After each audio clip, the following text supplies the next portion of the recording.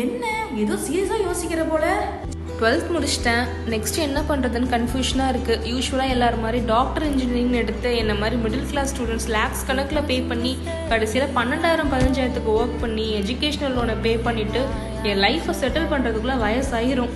டிஃப்ரெண்ட்டாக படிக்கணும், சீக்கிரமாக லைஃப் செட்டில் ஆகணும். அதுக்கு நீ பைலட் கோர்ஸ் தான் சூஸ் பண்ணணும். இல்லட்டா, குவைட் இன்ட்ரெஸ்டிங். அதை எங்கே போய் படிக்கிறது? அவ்வளோ லோன் வாங்குறதுக்கு யாரை பார்க்குறது? பெரிய ப்ராசஸ்டா அதெல்லாம். அதுக்கு தான் க்ரௌன் ஏரோ பைலட் அகாடமி பாண்டிச்சேரியிலே இருக்கே. அஃபோர்டபுள் பேக்கேஜில் எங்கேயும் பண்ணாத அளவுக்கு கம்மியான ப்ரைஸில் 35 lakh to 45 lakhக்குள்ளேயே பைலட் கோர்சஸ் பண்ணலாம்.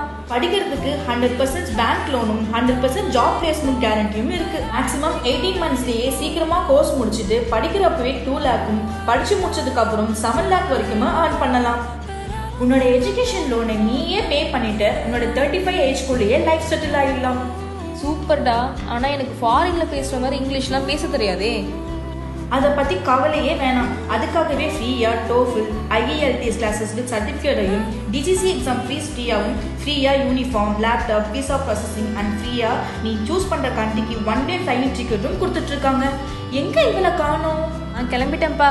இவ்வளோ ஆஃபர்ஸோட லைஃப் செட்டில்னா யாரும் தான் போக மாட்டாங்க.